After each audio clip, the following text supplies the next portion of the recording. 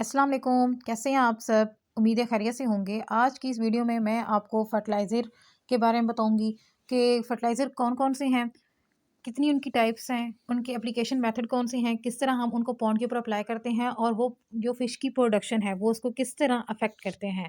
तो ये सब कुछ स्टार्ट करने से पहले मेरे चैनल को सब्सक्राइब करें। अगर आपको वीडियो अच्छी लगे तो इसको लाइक करें एंड शेयर करें। तो सबसे पहले हम स्टार्ट करते हैं फर्टिलाइज़ेशन से। तो फर्टिलाइज़ेशन में हमें फर्टिलाइज़र का पता हो कि फर्टिलाइज़र क्या होते हैं। फर्टिलाइज़र जो है ये वो सब्सटेंसेस हैं जो नेचुरली भी हो सकती हैं और सिंथेटिक भी हो सकती हैं, ठीक है? इनको पॉन्ड के अंदर अप्लाई किया जाता है ताकि प्रोडक्शन ऑफ फिश फीड जो है उसको इंक्रीज़ किया जाए। जब फिश की फीड इंक्रीज़ होगी तो ऑटोमेटिकली जो फिश का नंबर होगा वो भी इंक्रीज़ होगा, उसका साइज़ भी ज़्यादा होगा, उसकी क्वालिटी भी ज़्यादा होगी, उनका क्वांटिटी भी जो है वो ज़्यादा हो जाएगी, ठीक है? तो अभी हम देखते हैं फर्टिलाइज़ेशन क्या होती है। फर्टिलाइज़ेशन में वो प्रोसेस है जिसके थ्रू आप अप्लाई करते हो फर्टिलाइज़र्स को पॉन्ड के ऊपर। अब फर्टिलाइज़र्स ने जो है ना इसके कौन-कौन से एम्स हैं, इनके कौन-कौन से बेनिफिट्स हैं। सबसे पहली बात ये प्रोडक्टिविटी को इंक्रीज़ करते हैं।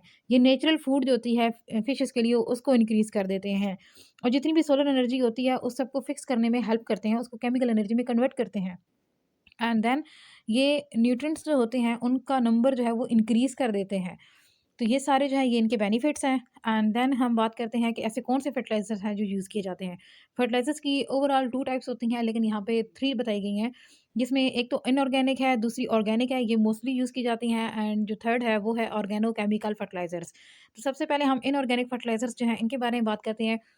इनऑर्गेनिक जो है फर्टिलाइज़र्स हैं, उनमें हमारे पास आ जाते हैं पोटेशियम आ जाता है, लाइम आ जाता है, ठीक है? मैग्नीशियम आ जाता है, phosphorus, nitrogen and trace elements ये सारे आ जाते हैं।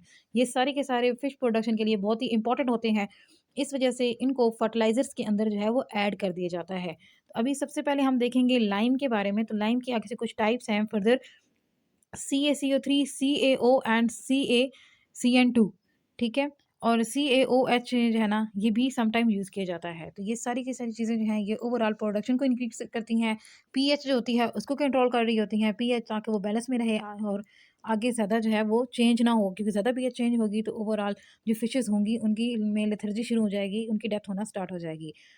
तो यहाँ पे हम जो लाइम है, ठीक है, वो देखते हैं कि लाइमिंग कब की जा सकती है। आप कब इस को अप्लाई कर सकते हो? आप तब अप्लाई कर सकते हो जब पॉन्ड बिल्कुल ड्राई हो, ठीक है? या फिर आप वाटर के ऊपर भी अप्लाई कर सकते हो या फिर जहाँ पे फ्लोइंग वाटर है या इनलेट वाटर है वहाँ पे आप इसका ढेर वगैरह लगा दो, तो उसके थ्रू क्या होगा कि बह के जो है वो पॉन्ड के अंदर चला जाएगा, ठीक है? तो अभी हम बात करेंगे पोटेशियम फर्टिलाइज़र की। तो पोटेशियम फर्टिलाइज़र बहुत ज़रूरी होते हैं। ये स्केलेटन हो गया उनकी फ़ॉर्मेशन के लिए, ये मसल्स की फ़ॉर्मेशन के लिए और ब्लड के लिए, ये बहुत ही इंपॉर्टेंट होते हैं। इनकी बहुत इंपॉर्टेंस है और ये फ़िश कल्चर में जो है ना लाज़मी यूज़ किए जाते हैं, क्योंकि इनकी फ़िक्स अमाउंट होना बहुत ज़रूरी है।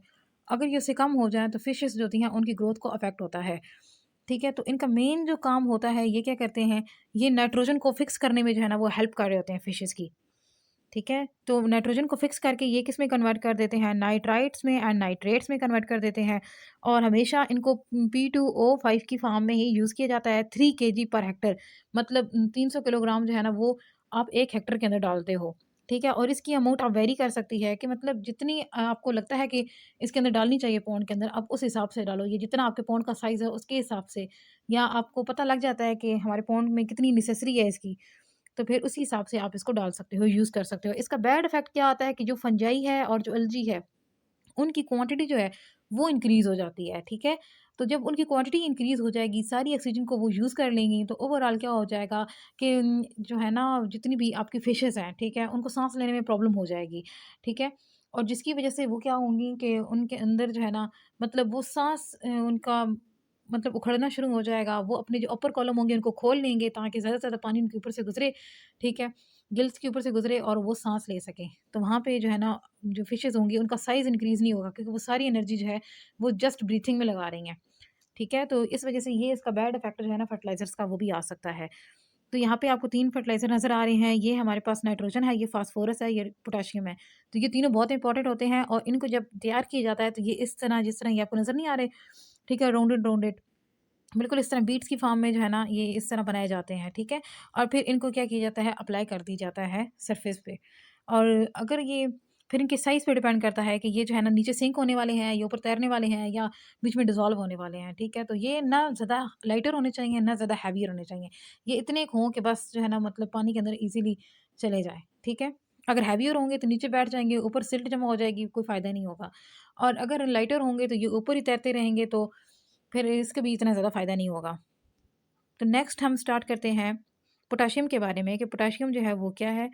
तो पोटेशियम जो है ये भी पौंड के ऊपर अप्लाई की जाती है, ये भी बहुत ज़्यादा इंपॉर्टेंट है, ये भी वाटर की क्वांटिटी को और जितनी भी वाटर की जो क्वालिटी है, ठीक है, उसको इंक्रीज़ करती है ताकि जहाँ फिशेज़, ठीक है, जो ख़ास तौर पे जो डिट्राइटस फीडर जो फिशेज़ होती हैं उनकी लिए ये बहुत अच्छा होता है। एंड सम टाइम क्या है कि ये जितनी भी वाटर्स होते हैं जिनमें पोटेशियम की कमी हो वहाँ पे इनको अप्लाई किया जाता है। और अगर जो है ना अल्किनिटी मतलब ये कि वहाँ पे बेस कम हो तो उधर भी इसको अप्लाई कर सकते हैं। एंड देन हार्ड वाटर हो तो तब भी इसको अप्लाई किया जाता है।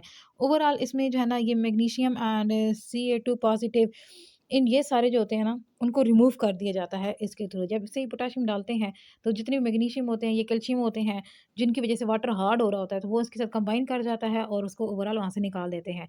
पोटेशियम की 2 फॉर्म्स यूज़ की जाती हैं। एक हमारे पास होती है पोटेशियम सल्फेट और दूसरी होती है पोटेशियम क्लोराइड। ये दोनों फॉर्म्स जो हैं इनको यूज़ किया जाता है और ओवरऑल जो है वो पोटेशियम बहुत नेसेसरी होता है फिश की प्रोडक्शन के लिए। ये 100 केजी पर हेक्टर जो है ना इसको यूज़ किया जाता है।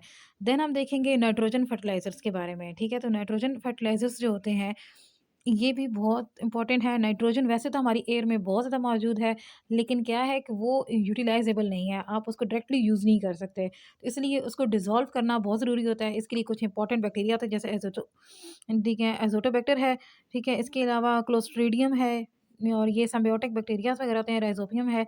तो ये सारे क्या करते हैं, ये उस नाइट्रोजन को फ़िक्स कर देते हैं, ठीक है? और फ़िक्स करके उसको कन्वर्ट कर देते हैं नाइट्राइट एंड नाइट्रेट्स के अंदर। तो यही चीज़ें जो हैं ये यूटिलाइज़ होती हैं पौधों से। वो पौधे वगैरह जो हैं उनको यूज़ करते हैं और उन्हीं पौधों के ऊपर जब वो फिशेस फीड करती हैं तो वो चीज़ें जो हैं वो उनकी बॉडी के अंदर चली जाती हैं और ओवरऑल नाइट्रोजन उनकी बॉडी के अंदर शामिल हो जाती है। लेकिन जब वो एक्सक्रीट करती हैं, ठीक है, तो अमोनिया उनकी बॉडी से रिलीज़ होता है तो उस वक़्त NH3 की फ़ॉर्म में जो नाइट्रोजन होती है वो फिशेस की बॉडी से रिलीज़ हो जाती है।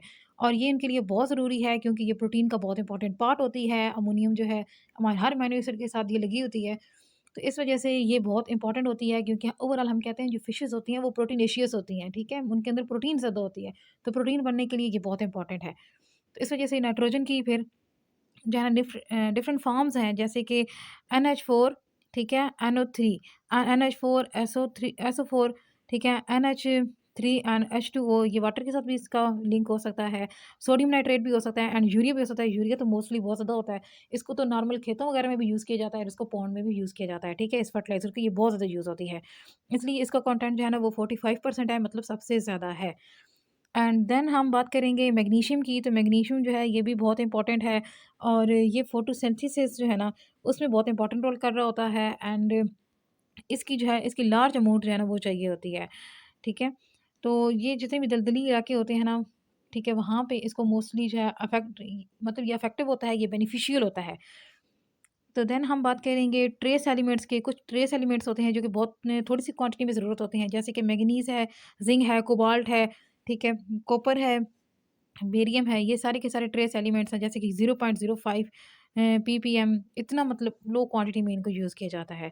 देन हम बात करेंगे ऑर्गेनिक फर्टिलाइज़र्स की। ऑर्गेनिक फर्टिलाइज़र्स वो होंगे जो एनिमल से हमें मिल रहे होंगे। किसी भी एनिमल से अगर मिल रहे हैं तो वो क्या है, वो ऑर्गेनिक फर्टिलाइज़र्स हैं। ऑर्गेनिक फर्टिलाइज़र्स की भी आगे डिफरेंट टाइप्स हैं, जैसे कि किसी भी चीज़ के फीसेस, चाहे वो कौ है, चाहे वो पोल्ट्री है यानी हेन्स वगैरह हैं, या फिर मतलब ह्यूमन ही क्यों नहीं है, ठीक है? या फिर पिग है, उनके जो वेस्ट मटीरियल होंगे वो सारे यूज़ हो रहे होंगे एज़ अ फर्टिलाइज़र्स, ठीक है? जैसे कि ये पिग मैन्योर है, तो इसको यूज़ किया जाता है, इसका कलर ब्लैक होता है, इसमें नाइट्रोजन, फास्फोरस एंड पोटेशियम ये तीनों का कंटेंट ज़्यादा होता है। ये प्रोडक्टिविटी इंक्रीज़ करने के लिए बहुत इंपॉर्टेंट होता है, ठीक है? एंड देन जो है ना यहाँ पे ग्रीन मैन्योर जो है उसके बारे में डिस्कस किया जाएगा, ठीक है? और कंपोस्ट के बारे में देखेंगे और नाइट वेस्ट के बारे में एंड सिल्क वर्म का जो वेस्ट होता है उनके बारे में भी डिस्कस करेंगे। तो ये सारे जो है ना ये आपको जो नज़र आ रहे हैं, ठीक है? ये सारे के सारे ऑर्गेनिक फर्टिलाइज़र्स हैं।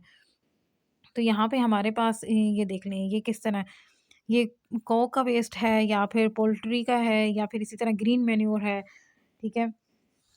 ये सारी चीज़ें जो है ना ये फर्टिलाइज़र में आ जाती हैं, ठीक है? जैसे वुडन ऐश हो गया, ठीक है? बोन्स का हो गया या फिर इस तरह जो है वर्मी कंपोज़िट होगी, मतलब ओवरऑल ये जो छोटे-मोटे ऑर्गेनिज़म्स होते हैं, ठीक है? ये सारे भी यूज़ हो रहे होते हैं as a food for fishes, ठीक है? और ये फर्टिलाइज़ेशन को इंक्रीज़ करने के लिए तो जैसे पीट है, ये सारी चीज़ें जो है ना ये फर्टिलाइज़र्स के तौर पे यूज़ की जाती हैं। तो नेक्स्ट जो है वो हम देखेंगे कि कैटल मैन्योर क्या होता है। कैटल मैन्योर वही है कि जितनी भी कैटल्स हैं, ठीक है, उनका जो वेस्ट मटेरियल होता है ब्राउनिश कलर का होता है, ठीक है, और इसमें कार्बन और नाइट्रोजन ये ना 25 पॉइंट मतलब रेशो से, ठीक है, 25 रेशो जो है वो कार्बन होगी और 1 रेशो जो है वो नाइट्रोजन इसके अंदर इन्वॉल्व होती है। ये बहुत इंपॉर्टेंट होता है, इसको भी जो है ओवरऑल पॉन्ड्स के अंदर यूज़ किया जाता है, यूटिलाइज़ किया जाता है। एंड देन पोल्ट्री का जो मेन्योर होता है ये वाइट एंड ब्राउन कलर का होता है, लेकिन आप इसको डायरेक्टली यूज़ नहीं करते, ठीक है? क्योंकि इसमें जो है ना मतलब कुछ ऐसे मटेरियल्स होते हैं टॉक्सिक मटेरियल्स, इस वज़ह से आप इसको ईज़िली जो है ना यूज़ नहीं करते। आप इसको क्या करते हैं, पहले इसकी फर्मेंटेशन करते हैं और फर्मेंटेशन करने के बाद ही आप इसको जो है यूज़ कर सकते हैं, मतलब एक डिफरेंट फॉर्म में। ठीक है, एंड यहाँ पे हम बात करेंगे जो नाइट सॉइल है, नाइट सॉइल से मीन्स कि जितना भी जो ह्यूमन बीइंग्स का जो वेस्ट होता है उसको भी अप्लाई किया जाता है पॉन्ड्स के में, ठीक है। लेकिन इसमें क्या किया जाता है कि जो हार्मफुल पैथोजेंस होते हैं, ठीक है, क्योंकि हार्मफुल पैथोजेंस भी होते हैं, कुछ ऐसे बैक्टीरिया होते हैं, कुछ ऐसे वायरसेस होते हैं जो इसके अंदर जो है ना मतलब शामिल होते हैं और उसकी वज़ह से आपका पौंड जो होता है उसको नुकसान हो सकता है। तो इस वज़ह से पहले उनको रिमूव कर दिया जाता है। देन ग्रीन मैन्योर जो है ना इसके बारे में बात की जाए तो ये भी डिकम्पोज़िशन से बनता है। जब ज फंजाई हो गई या बैक्टीरिया हो गया, ठीक है? वो क्या करते हैं, वो किसी भी चीज़ को जब डिकम्पोज़ करते हैं, ठीक है? जो उस मैन्योर को डिकम्पोज़ करते हैं या ग्रासेस को करते हैं या कल्टिवेटेड प्लांट्स को करते हैं। मतलब प्लांट से रिलेटेड जितना भी वेस्ट होगा उस सारे को हम कहते हैं ग्रीन मैन्योर। ये भी बहुत इंपॉर्टेंट होता है, ठीक है? एंड देन हम सिल्क वार्म के जो ना ड्रैग्स इनके बारे में देखते हैं, तो सिल्क वार्म के जो फीसेस होते हैं या फिर उनकी बच्ची-कुची जितनी भी चीज़ें होती हैं, उन सबको भी इसके लिए यूज़ किया जाता है, ठीक है? जितने भी उनके रेसिड्यूज़ होते हैं ना, वो सारे यूज़ किए जाते हैं। ये भी नाइट्रोजन के लिए बहुत इंपॉर्टेंट होते हैं। हम नाइट्रोजन का अमाउंट ज़्यादा इंक्रीज़ करना चाहते हैं, उसकी वजह ये है कि क्योंकि वो प्रोटीन्स बनाने के लिए इन्वॉल्व होते हैं, ठीक है? उसके बाद हम कंपोज़िट की बात करेंगे, जितनी भी गली-सड़ी सब्जियाँ होती हैं, खादें हैं, मतलब जो भी चीज़ है, ऑर्गेनिक में जितनी आ जाती हैं गली-सड़ी चीज़ें, ठीक है? वो सारी की सारी जो है ना वो पॉन्ड के अंदर डाल दी जाती हैं। तो ये भी क्या है, ये भी उसके लिए एक फर्टिलाइज़र होता है। एंड देन जो है हम इनके बारे में कुछ देखते हैं कि ऑर्गेनिक फर्टिलाइज़र्स जो होते हैं ना, ये मतलब न्यूट्रलाइज़ करने के लिए होते हैं। लेकिन अगर मतलब ऑर्गेनिक फर्टिलाइज़र थोड़े ज़्यादा हो जाएँ, ठीक है, तो फिर वहाँ पे एसिडिटी भी कॉज़ हो सकती है। तो इसलिए आप साथ में लाइम वगैरह ये सारी चीज़ें ऐड करते हैं, ताकि वो एसिडिटी जो है ना वो रिड्यूस हो जाए, ठीक है। और अगर फर्टिलाइज़र आपने ज़्यादा अप्लाई कर दिए हैं, तो इसका खतरा एक भी ये भी होगा कि ज़ाहिर-सी बात है, जब उनकी डिकम्पोज़िशन होगी और जितना भी ऑर्गेनिक मैटर डिकम्पोज़ होगा, तो उसमें ऑक्सीजन जो है वो यूज़ होगी और यहाँ पे जो है ना कुछ माइक्रो ऑर्गेनिज़म्स जो हैं वो भी आपको चाहिए होते हैं, जो इनको डिकम्पोज़ करने में आपकी हेल्प करें। एंड देन अब हम बात करेंगे एक्शन ऑफ ऑर्गेनिक मैन्योर। जितना भी ऑर्गेनिक मैटर है वो क्या काम करता है, ये सबसे पहले ये एलिमेंट्स जो है ना मतलब जितने भी एलिमेंट्स हैं, जितने न्यूट्रिएंट्स हैं, उन सबको वो ऐड कर देता है वाटर के अंदर, ठीक है, बायोलॉजिकल साइकिल के अंदर वो चीज़ें आ जाती हैं। देन ये सॉइल का जो स्ट्रक्चर होता है उसको इम्प्रूव कर देते हैं, साथ में जितने भी जो ज़ूम प्लांक्टन है ना उनका नंबर जो है वो इंक्रीज हो जाता है, ठीक है। और इस तरह के जो है ना ये इनके फ़ायदे होते हैं और ये जो डायग्राम है इसमें नज़र आ रहा है कि ये मतलब कौन सी चीज़ कितनी क्वांटिटी में ज़रूरत होती है, ठीक है। जैसे कि ये सारी जो है ना आपको नज़र आ रही हैं, ये देखिए यहाँ पे लीव्स हैं, तो इसी तरह ये एनिमल के वेस्ट और ये मतलब सारे वेस्टेज को मिला के और ये आखिर में मड जो है ना, इसकी क्वांटिटी जो होगी और इसकी क्वालिटी जो होगी वो इंक्रीज़ हो जाएगी। और आगे नेक्स्ट अगर देखें तो ये क्या कहते हैं कि ये जितनी भी प्रोडक्टिविटी होती है उसको इंक्रीज़ करने के लिए यूज़ होते हैं और इनकी वज़ह से जो फाइटोप्लैंक्टन होते हैं ना, उनका नंबर भी इंक्रीज़ हो जाता है। अब हम कुछ ड्रॉबैक्स देखते हैं, ड्रॉबैक्स क्या होगी? ऑक्सीजन की कमी हो जाएगी, डीओ की कमी हो जाएगी और हो सकता है कि कुछ बैक्टीरिया वग़ैरह आप जितना भी वेस्ट मटीरियल डाल रहे हो, उनके साथ कोई बैक्टीरिया हो, कोई पैथोजेन्स हों, कोई पैरासाइट्स हों, तो वो जाके अटैक करेंगे फ़िश के ऊपर और फ़िश के जो है ना गिल्स वो ख़राब हो जाएँगे या फिर फ़िश ओवरऑल जो है वो किसी डिज़ीज़ में इन्वॉल्व हो जाएगी। तो अभी हम जो है कुछ मेथड्स पढ़ते हैं जिनके थ्रू जो है फर्टिलाइज़र्स जो होते हैं उनको अप्लाई किया जाता है पॉन्ड के अंदर। तो सबसे पहले ये है कि सॉल्यूशन के फॉर्म में कर लें। सॉल्यूशन क्या होता है कि आप क्या करते हैं, कोई फर्टिलाइज़र है, उसको पहले वाटर के अंदर या कोई वाटर का कोई ड्रम ले लें आप, ठीक है? उसके अंदर वाटर है वो डाल लें।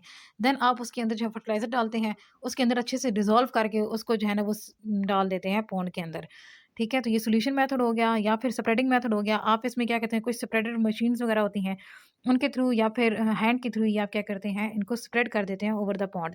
पाइल्स की फार्म में क्या होता है कि आप ढेर लगा लेते हैं, ठीक है? मुख्तलिफ जगह पे, और वहाँ से क्या होता है कि आहिस्ता-आहिस्ता, और ये ढेर जो है ना मोस्टली आप वहाँ पे लगाते हैं जो इनलेट वाटर होता है। जैसे कि फॉर एग्ज़ाम्पल हमने बताया था कि ये इस तरह सीढ़ियाँ बनाई जाती हैं जिनके ऊपर से वाटर जो होता है ना वो स्प्रिंकल करके, ठीक है, वो यूँ ऐसे मूव करता है, ठीक है? तो आप क्या करेंगे कि आप सिंपल जो है ना यहाँ पे जितना भी आपका फर्टिलाइज़र होगा, ठीक है? तो वो आप इन सीढ़ियों पे जो है ना वो लगा लेंगे, ऐसे डाल देंगे। तो क्या होगा कि ओवरऑल जितना भी वाटर होगा जब वो उसके ऊपर से स्प्रिंकल करके आएगा, ठीक है? यूँ ऐसे करके मूव करके जा रहा है वाटर, तो वो क्या करेगा अपने साथ जो है ना फर्टिलाइज़र भी लेके पॉन्ड के अंदर जाएगा, ठीक है? तो इस तरह से जो है ना आप वो लगा सकते हैं, पाइल्स लगा लें। और उसके अलावा जो है अभी हम देखेंगे कि कुछ प्लेटफ़ॉर्म होते हैं। आप सिंपल ऐसा करते हो कि यहाँ पे ना इस तरह का एक मतलब डिश टाइप होती है, ठीक है? या एक प्लेटफ़ॉर्म होता है, उसके ऊपर जितना भी आपका फर्टिलाइज़र है, ठीक है? फॉर एग्ज़ाम्पल फर्टिलाइज़र को हम ग्रीन कलर से या येलो से शो कर लेते हैं, ठीक है? तो आप उसके अंदर उसके ऊपर फर्टिलाइज़र डाल देते हो, ठीक है? और इसके साथ जो है ना, यहाँ पे एक वाटर का पाइप लगा देते हो, ठीक है? वो वाटर जो है ना, वो इसके साथ लगता है, ठीक है? यहाँ पे एक मोटर मशीन लगी होती है, तो वो क्या करेगा, वो यहाँ से जो है ना, ये वाटर जब गुज़रेगा इसके ऊपर से, तो वो थोड़ा-थोड़ा, थोड़ा-थोड़ा फर्टिलाइज़र डिज़ॉल्व होके उसके अंदर ओवरऑल गिरता जाएगा, ठीक है? तो ये हो गया कौन-सा प्लेटफ़ॉर्म मेथड, ठीक है? लेकिन अब इसके कुछ एडवांटेजेज़ हैं। सबसे पहला एडवांटेज यही होता है कि न्यूट्रिएंट्स जो होते हैं वो ऐड हो जाते हैं, ठीक है? और मतलब टाइम ज़्यादा नहीं लगता आपको। अगर आप स्प्रेडिंग का मेथड यूज़ कर रहे हैं तो फिर आपको टाइम लगेगा। हो सकता है आप हाथों से कर रहे हो, लेकिन आप मशीन भी यूज़ कर रहे हैं तो इसके लिए भी आपको हैवी मशीनरी वगैरह चाहिए। लेकिन इसमें जो ये वाला तरीका है, ठीक है? जो प्लेटफ़ॉर्म वाला है तो वो ईज़ी है। इसमें आपका टाइम भी बच जाएगा, आपके मतलब ना पैसे वगैरह भी बच जाएँगे, आपको ज़्यादा जो है ना वो लेबर वर्क भी नहीं करना पड़ेगा, और सारा वेस्ट जो होगा वो सारा का सारा यूज़ भी हो जाएगा, एंड देन जो न्यूट्रिएंट्स होंगे वो भी उसके अंदर ओवरऑल इंक्रीज़ हो जाएँगे, ठीक है? और जितना फर्टिलाइज़र होता है ना वो मतलब 1-2% भी वेस्ट नहीं होगा, वो सारा का सारा यूटिलाइज़ हो जाएगा। तो फर्टिलाइज़र अप्लाई करने के ये 2 तरीके हैं। इसमें क्या किया जाता है, जब पॉन्ड जो है वो बना लिया जाता है, ठीक है? लेकिन पॉन्ड के अंदर भी वाटर नहीं ऐड किया गया, तो आप क्या करते हो कि इस फार्म में जो है ना, ठीक है, मुख्तलिफ जगह ना ऐसे पाइल्स बना लेते हो फर्टिलाइज़र के, ठीक है? इस तरह मतलब पाइल्स बना देते हैं और उसके ऊपर फिर जो है ना वाटर फिल करते हैं, तो फिर ओवरऑल जो फर्टिलाइज़र होता है वो उसके अंदर मिक्स हो जाता है। या फिर इस तरह की जो है ना वो 2 लाइन्स या 3 लाइन्स जितना आपको पॉन्ड है उसके हिसाब से लाइन्स लगा लेते हो, उनके अंदर फर्टिलाइज़र ऐड कर देते हो, और फिर जब वाटर फिल किया जाता है तो फिर वाटर के अंदर वो ईज़िली ऐसे-ऐसे डिज़ॉल्व हो जाते हैं। ठीक है? तो ये 2 मेथड हैं जिसके थ्रू आप क्या कर सकते हैं, फर्टिलाइज़र ऐड कर सकते हैं। और ये जो मैं आपको प्लेटफ़ॉर्म मेथड बता रही थी, वो इस तरह का मेथड होता है। इस तरह आप जो है ना किसी एक टैंक किसी भी चीज़ के ऊपर, ठीक है? मोस्टली जो वुड होती है ना, वुड का एक बनी हुई पीसेस की ना एक रेक्टेंगुलर होता है, या फिर आप जो है इस तरह के स्क्वायर टाइप ले लेते हैं और उसके ऊपर ये सारी चीज़ें रख लेते हैं, ठीक है? वो वुड का इस तरह बना होता है, जिस तरह ये आपको नीचे नज़र नहीं आ रहा, ठीक है? इसमें ऐसे जो है ना, ऐसे वुड्स का, ठीक है? ऐसे स्क्वायर टाइप बना लिया जाता है, ठीक है? और इसके ऊपर जो है ना, यहाँ पे वो सारा वो ढेर जो है पूरा लगा लिया जाता है फर्टिलाइज़र का, और देन उसको अप्लाई किया जाता है, जैसे कि ये आपको नज़र आ रहा है, ठीक है? और उसके साथ ये देखें, ये पाइप लगाएगा, और उससे क्या होगा कि ये थोड़ा-थोड़ा, थोड़ा-थोड़ा जो है ना वो बीच में डिज़ॉल्व होना स्टार्ट हो जाएगा। एंड देन ये भी बिल्कुल इसी तरह का ही है मेथड, ठीक है? लेकिन इसमें क्या किया गया, इसमें कोई मोटर वगैरह नहीं यूज़ की गई।